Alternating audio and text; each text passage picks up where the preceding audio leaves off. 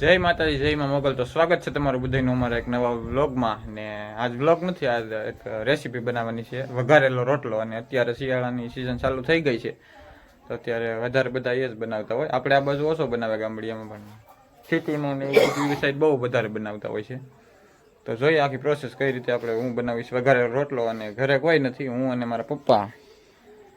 અમારા પપ્પા જો અહીં બેઠી ગયા છે, હું સૌ ને એક મારો ભાઈ છે નાનો જયંતિ, મારી મમ્મી ને કાજલ ને બેન બધા દાડીએ ગયા છે, બંને બેન બધા દાડીએ ગયા છે. તો અત્યારે પેલા બધું ડુંગળીને એવું સુધારવાનું છે, સુધારી નાખવું ને પછી તમને બતાવું કે કઈ રીતે બનાવવાનો છે આજ આપણે વઘારેલો, છાશમાં વઘારેલો રોટલો.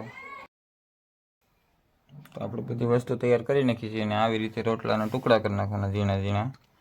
છાશ લઈ લીધી છે, પાણી, ટમેટા, ડુંગળી, આદુ લસણ અને મરચાંની પેસ્ટ અને ધાણા, આ બીજો બધો મસાલો, મીઠું અને ધાણા જીરું ને એવું બધું.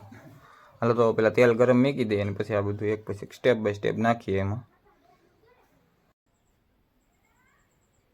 તો આપણું તેલ ગરમ થઈ ગયું છે, હવે એમાં 1 ચમચી જેટલા જીરું નાખીએ. ત્યારબાદ એમાં નાખશું આપણે હિંગ, 1 ચમચી હિંગ અને ઝીણી સંભારેલી ડુંગળી.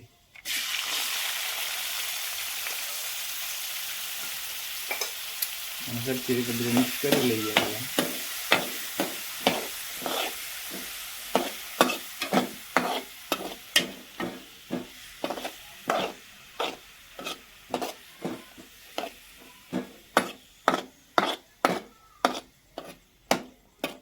હવે એમાં નાખી દઈશું આપણે આદુ લસણ અને મરચાંની પેસ્ટ.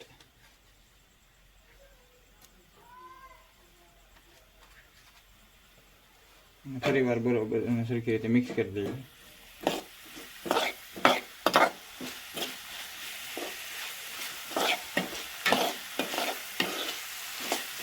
બધું બરોબર મિક્સ થાય ત્યાર પછી એમાં નાખવાનું છે ટમેટા આપણે.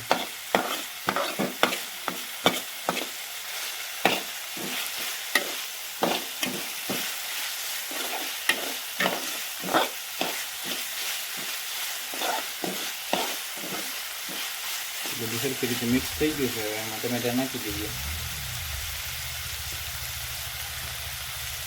ઝીણું સમારેલું ટમેટું હતું એ નાખી દઈએ. ફરી વાર એમાં મિક્સ કરવાનું સરખી રીતે, તેલ છૂટું પડે ત્યાં સુધી.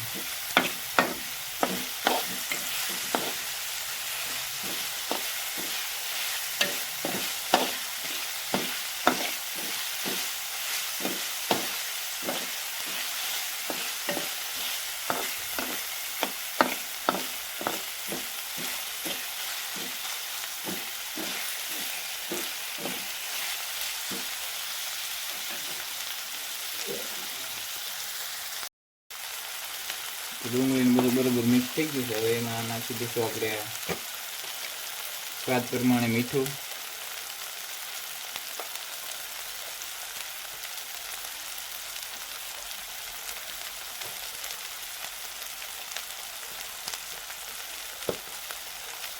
અને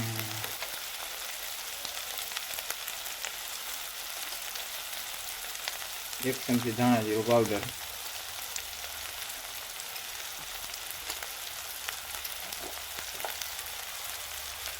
1 ચમચી હળદર,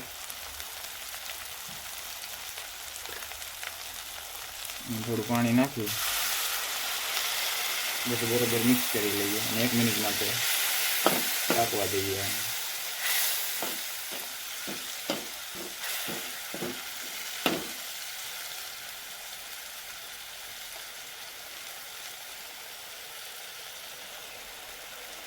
હવે એમાં નાખી દઈશું આપણે 1 ચમચી તીખું મરચું, થોડુંક બધું બરોબર મિક્સ થાય પાણી નાખી દઈએ પાછા.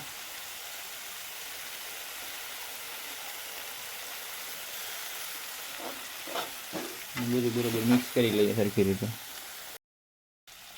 બધું બરોબર મિક્સ થઈ ગયું છે, અને હવે એમાં આપણે કોથમીર નાખી દઈશું અને ફાટી ન હોય એવી છાશ આપણે લીધી છે એક વાટકો એ નાખી દઈશું અને 1 મિનિટ માટે આને પાકવા દઈએ. હવે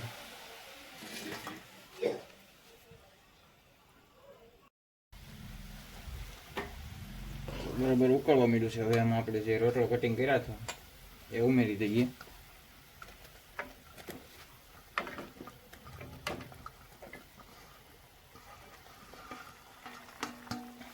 અને આને બરાબર મિક્સ કરી અને 2 મિનિટ માટે પાકવા દઈએ.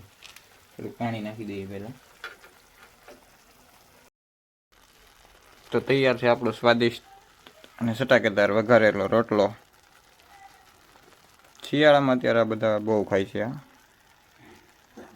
અને આમાં જેમ ઠંડો રોટલો હોય ને એમ વધારે મસ્ત બને છે અને ખાવાની પણ મજા આવે. તો આપણે આને એક વાસણમાં સર્વ કરી લઈએ. તો આપણી રેસીપી તૈયાર થઈ ગઈ છે, વઘારેલો રોટલો. અને કેવી લાગી અમારી રેસીપી જરાક કોમેન્ટમાં કહી દેજો. અને આજનો વિડીયો બસ અહીંયા સુધી જ. વિડીયો સારા લાગતા હોય તો લાઈક, કોમેન્ટ, શેર, સબસ્ક્રાઈબ કરવાનું ના ભૂલતા. ને મળીએ ફરી એક નવા વિડીયો સાથે. ત્યાં સુધી બધાને જય માતાજી અને જય મા મોગલ.